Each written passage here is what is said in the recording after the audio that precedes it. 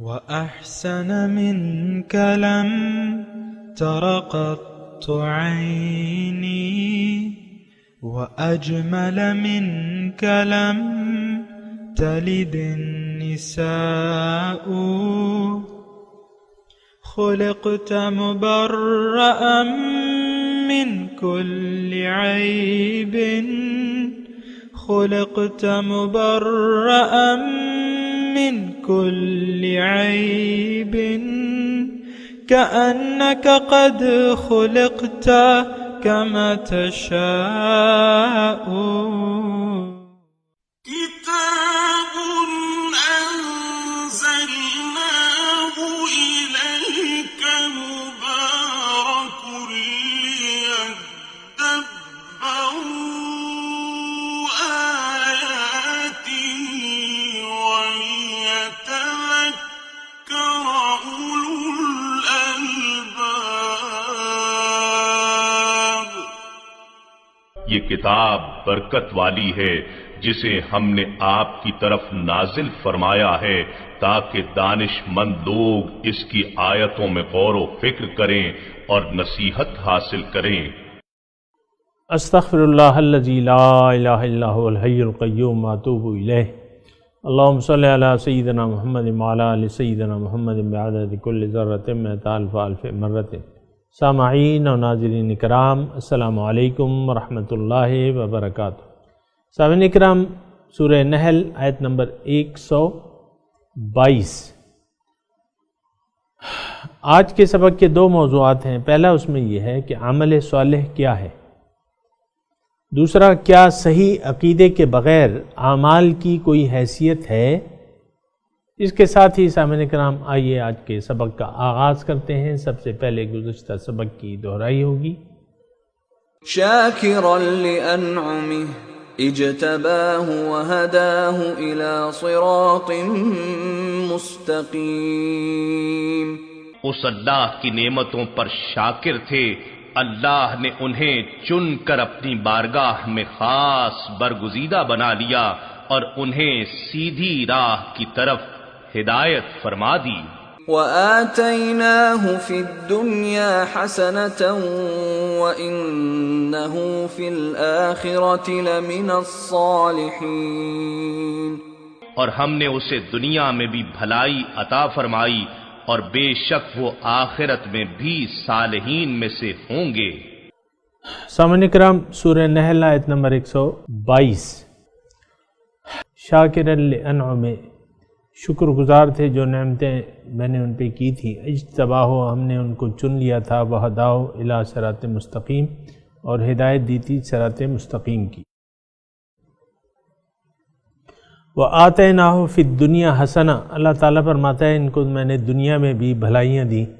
وإنہ فی الآخرۃ لمن الصالحین، بے شک آخرت میں بھی یہ صالحین میں سے ہوں گے۔ یہ دنیا کی بھلائیوں کی ہم بات کر رہے تھے سامعین کرام کہ دنیا کی بھلائیاں، اصل بھلائی جو ہے وہ یہ ہے کہ آپ کو نیک اعمال کی توفیق اللہ دے اور ایک ایسی اچھی زندگی، مختصر طور پہ اس کا معنی ذہن میں رکھیں، ایک ایسی اچھی زندگی، ایک ایسی بھرپور نیک اعمال سے بھری ہوئی زندگی جس کے نتیجے میں آپ کی آخرت سنور جائے۔ تو یہ دنیا میں حسنہ ہے۔ نیکی کے اثرات جو ہیں سامعین کرام انسان کے ظاہر پہ بھی ہوتے ہیں، اور چونکہ اللہ تعالیٰ انسان کا مولا و مددگار ہوتا ہے دنیا میں بھی، اور یہ اللہ تعالیٰ کا وعدہ ہے، اِنَّا لَنَنْصُرُ رُسُلُنَا وَالَّذِينَ آمَنُوا فِي الْحَيَاةِ الدُّنْيَا، ہم ضرور مدد کریں گے مومنوں کی اس دنیا میں بھی اور آخرت میں بھی۔ تو دنیا میں اللہ تعالیٰ ان رحمت اللہ قریب من المحسنین، دیکھیں اگر اینک ہم دنیاوی ظاہری اینک اتار کے ہم اگر اخروی اینک کی نظر سے دیکھیں تو یہ ایک بہترین زندگی ہے سامعین کرام، یعنی ایسی بہترین زندگی جس کی مثال نہیں مل سکتی کسی اور طریقے سے۔ جب انسان رب کو اپنا معبود، مقصود، محبوب، مطلوب مان لیتا ہے اور اللہ تعالیٰ کو اپنا رب تسلیم کر لیتا ہے تو اس کی زندگی میں بھلائیاں شروع ہو جاتی ہیں۔ دیکھیں، ایک تو وہ فیوزات ربانی جو ہیں اس کا نزول شروع ہو جاتا ہے، وہ قرآن سے ثابت ہے کہ تتنزل علیہم الملائکہ، ان پہ فرشتے نازل ہوتے ہیں۔ ان الذین قالوا ربنا اللہ ثم استقاموا تتنزل علیہم الملائکہ، جنہوں نے کہا کہ رب ہمارا اللہ ہے اور پھر اس پہ استقامت اختیار کر لی، اللہ تعالیٰ فرما رہے ہیں ان پہ فرشتے نازل ہوتے ہیں۔ تتنزل علیہم الملائکہ اللہ تخافوا ولا تحزنوا وابشروا بالجنۃ التی کنتم توعدون نحن اولیاؤکم فی الحیاۃ الدنیا وفی الآخرہ ولکم فیہا ما تشتہی انفسکم ولکم فیہا ما تدعون نزلا من غفور الرحیم او کما قال۔ تو جب بندہ جو ہے اللہ تعالیٰ کو رب تسلیم کر لیتا ہے اور اس پہ استقامت اختیار کر لیتا ہے تو آیت کا مفہوم یہ ہے کہ فرشتے نازل ہوتے ہیں۔ یعنی فرشتے کیا ہیں؟ اللہ تعالیٰ کا نور ہے، اللہ کی نور ہے، نوری مخلوق ہے نا، تو اللہ تعالیٰ فرشتے بھجواتا ہے اور ان کے ذریعے بشارت دیتا ہے، یعنی ان کے دل کو تسلی دیتا ہے کہ بھئی تم غم نہ کرو، ہم تمہارے دوست ہیں، نحن اولیاؤکم فی الحیاۃ الدنیا، یہاں بھی دوست ہیں تمہارے، وہاں بھی دوست ہیں۔ بہرحال تو سامعین کرام، یہ اللہ تعالیٰ جو ہے اپنے بندوں کا مددگار ہوتا ہے۔ اور پھر آپ دیکھیں قرآن اس کے ذکر سے بھرا پڑا ہے، الیس اللہ بکاف عبدا، کیا اللہ اپنے بندے کے لیے کافی نہیں ہے؟ تو یہاں اللہ تعالیٰ فرماتا ہے کہ یمتعکم متاعا حسنا استغفروا ربکم ثم توبوا الیہ یمتعکم متاعا حسنا۔ یہ بالکل اس میں حسنہ کی بات آ گئی ہے کہ استغفروا ربکم، دو کام کرو، اے لوگو تم دو کام کر لو تو ایک اچھی زندگی تمہاری منتظر ہے۔ استغفروا ربکم، تم توبہ کرو اپنے رب سے، ثم توبوا الیہ، اور پھر اس کی جناب میں توبہ کر لو، اس کی طرف متوجہ ہو جاؤ۔ توبہ مطلب یہ ہے کہ اس کی طرف رخ اس کی طرف پھیر لو اور کہہ دو کہ ان صلاتی ونسکی ومحیایا ومماتی للہ رب العالمین، اور کہہ دو کہ انی وجہت وجہی للذی فطر السماوات والارض حنیفا وما انا من المشرکین۔ اللہ، تو یہ سامعین کرام ذرا آپ دیکھ لیں کہ یعنی حسنہ جو ہے، میں آپ کو یعنی قرآن میں آپ کو سنا رہا ہوں اور قرآن کی روح سے سامعین کرام دین و دنیا کی بھلائی ہے۔ انسان جب اللہ کو مقصود بنا لیتا ہے تو یہ دین و دنیا کی بھلائیوں سے اللہ تعالیٰ اسے سرفراز کر دیتا ہے۔ اصل میں بات یہ ہے کہ چونکہ ہمارا ذہنیت جو ہے وہ مادہ پرست ہے اور ہر چیز کو ہم ظاہر کی نظر سے دیکھتے ہیں کہ بھئی ہمارا اس میں کیا فائدہ ہوگا، ہماری یعنی ظاہر کا کیا فائدہ ہوگا، ظاہر کا بھئی فائدہ ہے، اور لیکن دیکھیں یہ تھوڑا سا بس وہ تصور جو ہے نا ہمارا جو غلط ہو گیا ہے اور ہم گمراہ ہو گئے ہیں، اس کی وجہ یہ ہے کہ ہم نے ظاہر پہ ہم ایمان لے آئے۔ اصل جو چیز ہے وہ تو باطن ہے، اصل چیز جو ہے وہ اللہ تعالیٰ کی رضا ہے۔ اللہ راضی ہو جائے تو پھر آپ کو کیا مشکل ہے؟ وہ کہتے ہیں نا، شاعر کہتا ہے کہ کی محمد سے وفا تو نے تو ہم تیرے ہیں، یہ جہاں چیز ہے کیا لوح و قلم تیرے ہیں۔ تو محمد سے وفا جب انسان شروع کر دیتا ہے تو پھر اللہ تعالیٰ فرماتا ہے یہ جہاں چیز ہے کیا۔ اور یقیناً جو صاحب ایمان لوگ ہیں ان کی نظر میں دنیا کی کوئی اہمیت نہیں ہوتی، نہ دنیا والے اس کی نظر میں کوئی اہمیت کے حامل ہوتے ہیں۔ سامعین کرام یہ بات ذرا نوٹ کر لیں۔ تو وَآتَيْنَاهُ فِي الدُّنْيَا حَسَنَةً، یہ بالکل امید یہ ہے رب تعالیٰ سے کہ آپ کے ذہن میں یہ دنیا میں جو بھلائیاں ہیں اس کا آپ کے ذہن میں تصور آ گیا ہوگا۔ باقی تو یہ ایسی چیز ہے کہ آپ جب تک اس کا ذائقہ نہیں چکیں گے آپ کی سمجھ میں طریقے سے نہیں آئے گی۔ مثال کے طور پہ ایک خانسامہ ہے، آپ اس کو بلاتے ہیں کہ بھئی تم ہمیں بریانی کی ایک اچھی دیگ پکا دو، تو آپ وہ جب دیگ تیار کر لیتا ہے آپ کو بلاتا ہے کہ بھئی دیکھیں چاول تیار ہے اور آپ چیک کریں، وہ جب ڈھکنا اٹھاتا ہے تو بظاہر اس کی شکل جو ہے بظاہر اتنی اچھی نہیں معلوم ہوتی، تو ہم اس سے کہتے ہیں کہ بھئی اس کی بظاہر تو شکل اچھی نہیں، وہ کہتے ہیں آپ چکھ کے دیکھیں، تو چکھنے کے بغیر وہ کہتا ہے پتہ نہیں لگے گا۔ تو ایمان کا ذائقہ سامعین اکرام اسی طرح ہے کہ یہ چکھے بغیر، یعنی ایمان جب تک اس کا ذائقہ ہم چکھیں گے نہیں تو وہ ہماری سمجھ میں نہیں آئے گا سامعین اکرام۔ اور اس ضمن میں ایک حدیث کی طرف میں آپ کی توجہ دلاؤں کہ حضور صلی اللہ علیہ وسلم فرماتے ہیں کہ ذاق طعم الایمان من رضی باللہ ربم وبالاسلام دینم وبمحمد نبیہ۔ دیکھیں اسلام کا ایک ذائقہ ہے، یہ نہیں ہو سکتا کہ اس کا کوئی ذائقہ نہ ہو، ہمیں تو کچھ بے ذائقہ سی چیز لگتی ہے۔ یہ دین جو ہے ہماری نظر میں، کیونکہ میں اسی ماحول میں رہتا ہوں، آپ بھی اسی ماحول میں رہ رہے ہیں، آپ کو دیکھتے ہوں گے ارد گرد کے لوگوں کو کہ ان کو دین میں کوئی اٹریکشن نہیں نظر آتی، خشک چیز معلوم ہوتی ہے۔ یہ بہت بڑی بے وقوفی ہے۔ دین جو ہے ایک بہت لذیذ اس کا ذائقہ ہے، لیکن وہ کن لوگوں کو حاصل ہوگا؟ حضور صلی اللہ علیہ وسلم ہمیں بتاتے ہیں، ارشاد فرماتے ہیں کہ ذاق طعم الایمان، ایمان کا ذائقہ اس کو معلوم ہوگا من رضی باللہ ربن، جو اللہ تعالیٰ کے رب ہونے پہ راضی ہو جائے، اسلام کے دین ہونے پہ راضی ہے اور محمد صلی اللہ علیہ وسلم کے نبی ہونے پہ راضی ہو، وبمحمد نبیہ۔ تو اب اس کا جو یعنی حضور صلی اللہ علیہ وسلم نے 3 شرائط بیان کی ہیں کہ آپ اللہ کو رب تسلیم کر لیں اور اس پہ راضی ہو جائیں۔ تو اس کا مطلب یہ ہے سامعین اکرام، اور مطلب بیان کرنا اس لیے بھی ضروری ہے کہ عام طور پہ لوگ نہیں جانتے کہ رب کا کیا مطلب ہے۔ عام طور پہ تو یہ ہے کہ رب کا مطلب پروردگار، پرورش کرنے والا، اینڈ دیٹس آل۔ نہیں، ایسا نہیں ہے۔ رب دیکھیں، آپ یقین کر لیں کہ اللہ تعالیٰ آپ کا رب ہے، اللہ تعالیٰ کو آپ اپنا خالق مان لیں، نمبر 1 بات یہ ہے، اپنا خالق اپنا مالک مان لیں۔ پھر اللہ تعالیٰ کو آپ مقصود حیات تسلیم کر لیں کہ اللہ تعالیٰ نے یہ تسلیم کر لیں کہ اللہ تعالیٰ نے مجھے اپنے لیے پیدا کیا ہے، عبث نہیں پیدا کیا،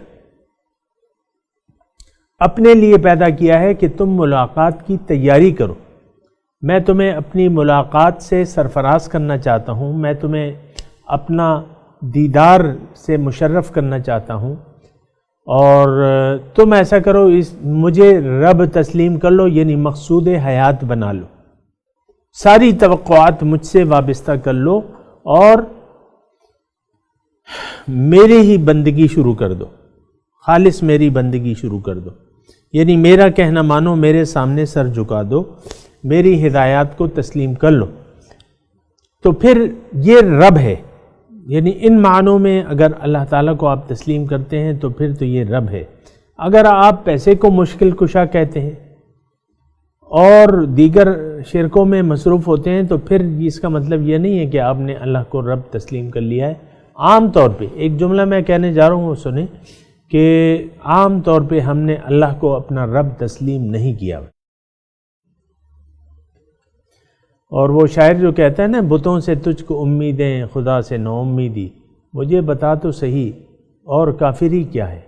ہم نے تو بتوں سے امیدیں لگا رکھی ہیں سامنے کا۔ تھوڑے سے آپ کے پاس پیسے آتے ہیں، آپ اس کو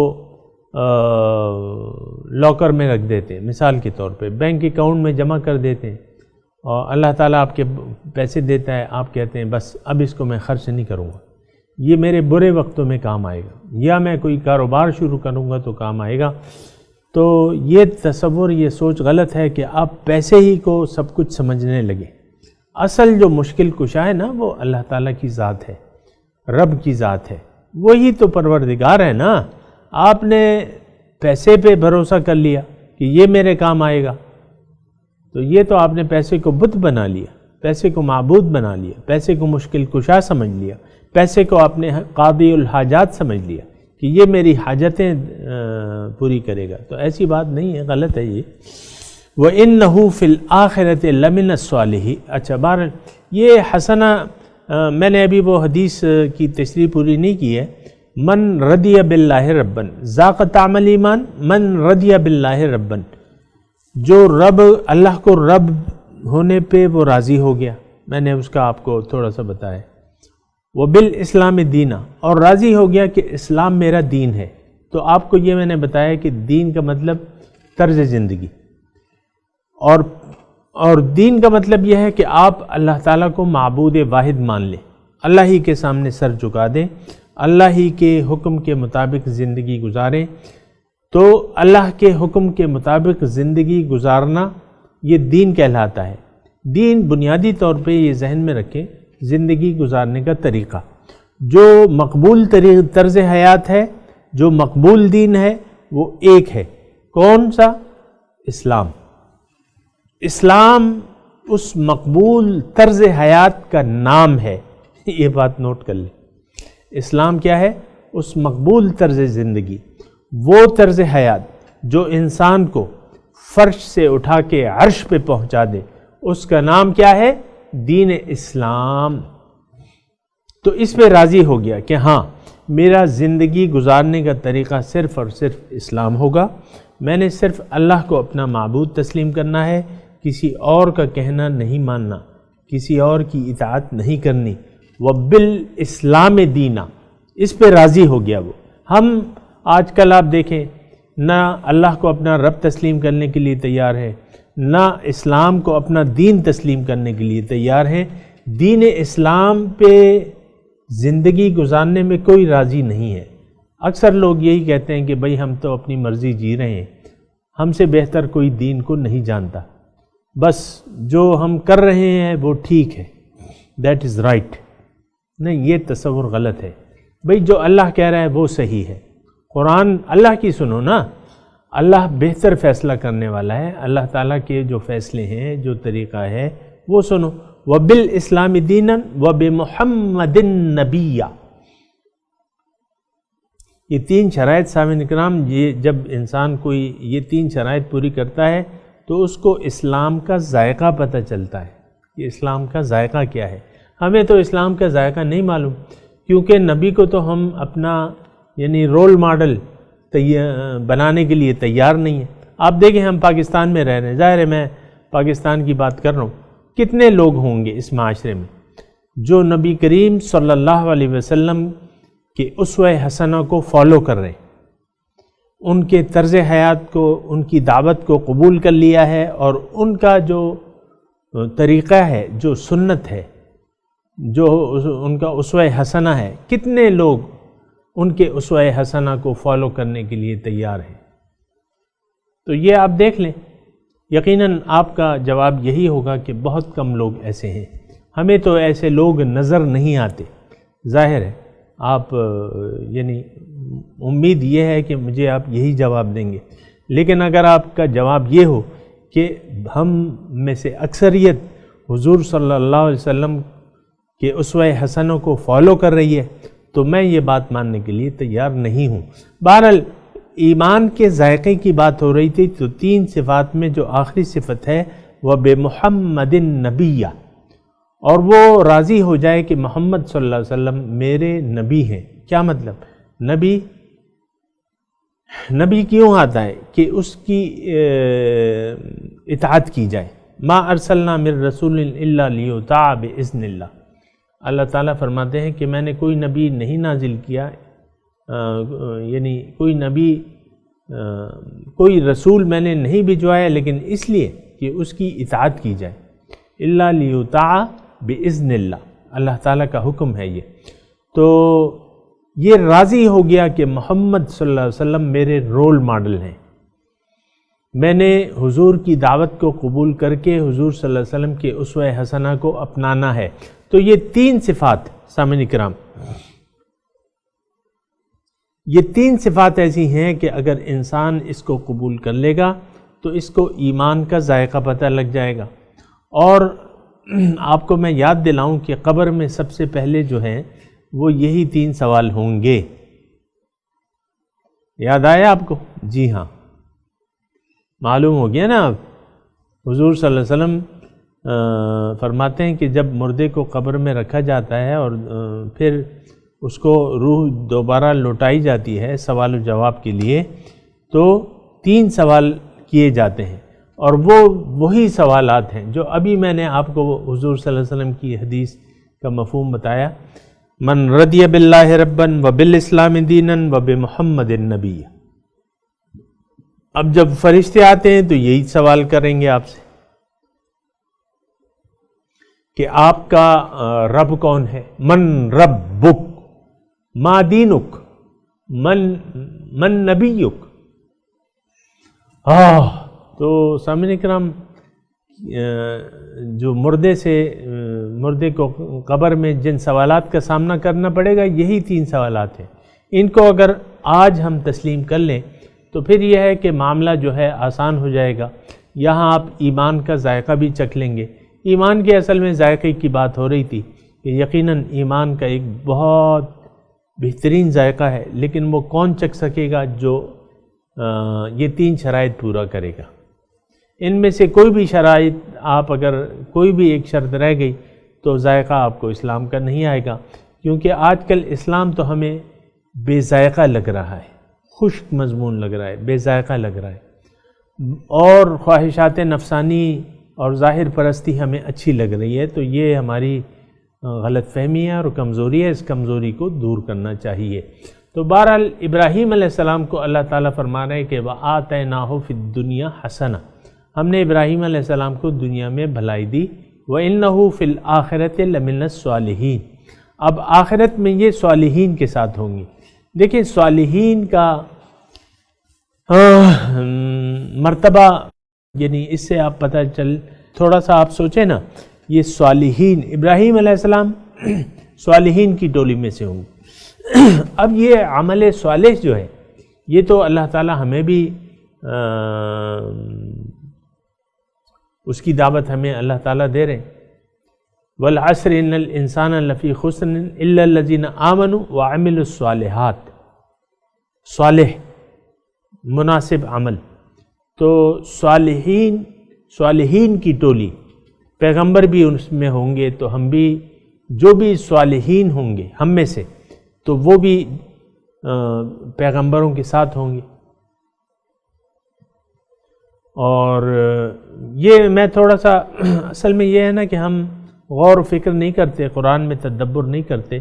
تو یہ صالحین کی ٹولی جو ہے پیغمبران بھی وہاں ہوں گے، اور ہم میں سے جو بھی عمل صالح پہ راضی ہو جائے اور عمل صالح کرنا لگے تو وہ بھی اسی ٹولی میں جائے گا. سامعین کرام، فَأُولَٰئِكَ مَعَ الَّذِينَ أَنْعَمَ اللَّهُ عَلَيْهِم مِّنَ النَّبِيِّينَ وَالصِّدِّيقِينَ وَالصَّالِحِينَ وَحَسُنَ أُولَٰئِكَ رَفِيقًا. ان کی رفاقت بہت اچھی ہے. تو ایک حضرت یوسف علیہ السلام کی دعا میں آپ کو یاد دلاتا ہوں. سورہ یوسف میں آپ نے یقیناً پڑھی ہوگی. انہوں نے آخر میں ایک دعا کی. سارا واقعہ جب بیان ہو گیا تو انہوں نے ایک دعا کی، رب قد آتیتنی من الملک وعلمتنی من تأویل الاحادیث انت ولی فی الدنیا والآخرہ توفنی مسلما والحقنی بالصالحین. رب قد آتیتنی ملک، اے رب آپ نے مجھے بادشاہی دی اور مجھے کاموں کا جو حکمت ہے، باتوں کی حکمت سکھائی، حکمت. اور تو آپ سے میری دعا ہے توفنی مسلمن، آپ مجھے مسلمانوں کی حالت میں وفات دیں، اور وَأَلْحِقْنِي بِالصَّالِحِينَ، اور مجھے صالحین کی ٹولی میں ملا دیں. تو صالحین کی ایک ٹولی ایسی ہے جس میں انبیاء، شہداء، صدیقین یہ سب موجود ہیں، اور پھر ان کی رفاقت سب سے بہتر ہے. میں صرف آپ کو یہ بتا رہا ہوں سامعین کرام، اصل میں ہمیں تو کوئی خواہش نہیں ہے نہ صالح بننے کی اور نہ صالحین کی ٹولی میں شمولیت کی کوئی خواہش نہیں رکھتے ہم. اور مجھے ادھر حضرت امام شافعی ہیں یا حضرت امام ابو حنیفہ ہیں، ان کا ایک قول مجھے یاد آ رہا ہے، احب الصالحین ولست منہم لعلی یجعلنی منہم صلاحا، ایسی کوئی وہ ہے. تو وہ اپنے، اب دیکھیں یہ امام شافعی اور امام ابو حنیفہ بہت بڑے درجوں کے مالک تھے، آپ کو معلوم ہے امام تھے، اور ان میں سے یہ کہتے ہیں کہ میں احب الصالحین، صالحین کو میں پسند کرتا ہوں، ولست منہم، میں ان میں سے اگرچہ نہیں ہوں، ہو سکتا ہے لعلی، ہو سکتا ہے اللہ تعالیٰ مجھے ان کے ساتھ شامل کر دے یا ان کی صلاحیت پیدا ہو جائے. تو صالحین کی ٹولی میں اگر آپ نے شامل ہونا ہے، سامعین کرام میں آج آپ کو بتا رہا ہوں، تو پھر یہ ہے کہ عمل صالح کرنا پڑے گا. اور ایک آیت میں ایک اور بتا دوں آپ کو، فمن کان قل انما انا بشر مثلکم یوحی الی فمن کان یرجو لقاء ربہ فلیعمل عملا صالحا ولا یشرک بعبادت ربہ احدا. آپ ان سے کہہ دیجئے کہ انما انا بشر مثلکم، میں تمہاری طرح کا ایک انسان ہوں، تمہاری جن سے ہوں، اور مجھ پہ وحی کی جاتی ہے. اور وہی کیا ہے؟ فمن کان یرجو لقاء ربہ، پس جو امیدوار ہو رب کی ملاقات کا، فلیعمل عملا صالحا، تو وہ عمل صالح کرے، ولا یشرک بعبادت ربہ احدا، اور اپنے رب کی بندگی میں کسی کو شامل نہ کرے، کسی کو شریک نہ کرے.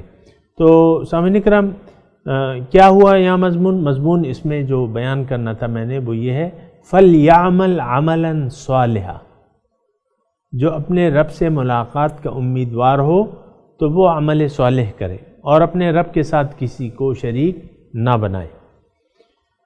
اللہ، تو سامعین کرام یہ سارے مضامین ہیں، اور اس کا آپ نے اور میں نے دھیان رکھنا ہے کہ آخرت میں جو ہے ہمیں دنیا میں اعمال صالح کرنے ہیں.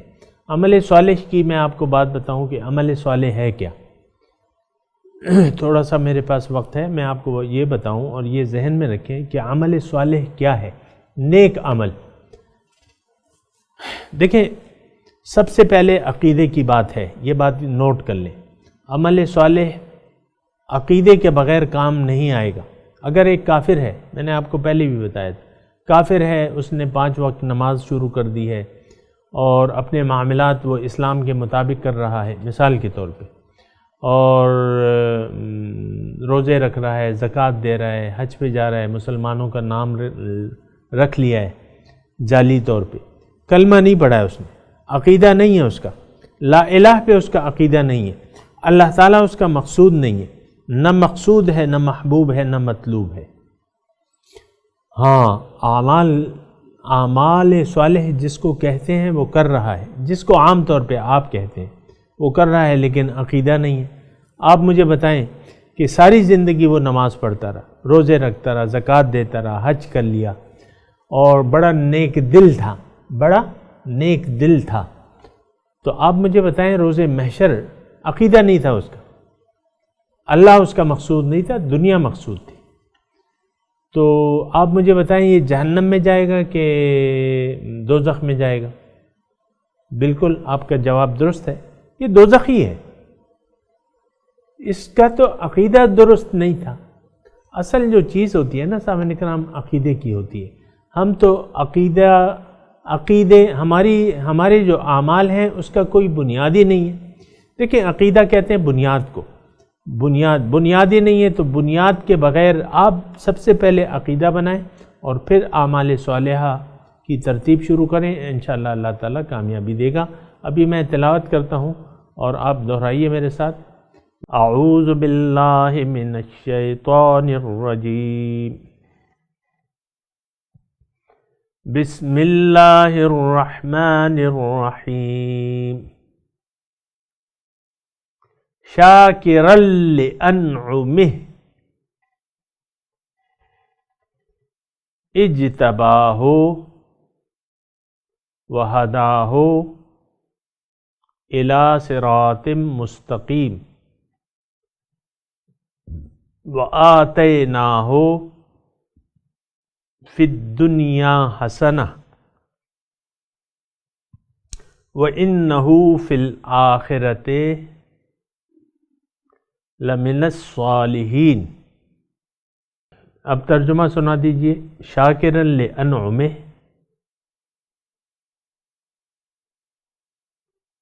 شکر گزار تھے وہ جو نعمتیں ہم نے ان پہ کی تھیں۔ اجتباہ، ہم نے ان کو چن لیا تھا۔ وہداہ، اور ہدایت دی تھی۔ الی صراط مستقیم، صراط مستقیم کی طرف۔ وآتیناہ فی الدنیا حسنہ، اور ہم نے ان کو دنیا میں بھی بھلائی عطا کی تھی۔ وإنہ فی الآخرۃ لمن الصالحین، اور آخرت میں وہ نیکوکاروں میں سے ہوں گے، صالحین میں سے ہوں گے۔ سامعین کرام، اب اس آیت کی تلاوت اور ترجمہ سنتے ہیں۔ شاکرا لانعمہ اجتباہ وہداہ الی صراط مستقیم۔ Thankful for his blessings, he chose him and guided him to a straight path. وآتیناہ فی الدنیا حسنة وإنہ فی الآخرۃ لمن الصالحین۔ And we gave him goodness in this world, and in the hereafter he will be among the righteous. اس کے ساتھ ہی آج کے درس کا وقت اختتام کو پہنچا۔ انشاءاللہ اگلے درس میں ملاقات ہوگی۔ وآخر دعوانا ان الحمد للہ رب العالمین، والسلام علیکم ورحمۃ اللہ وبرکاتہ۔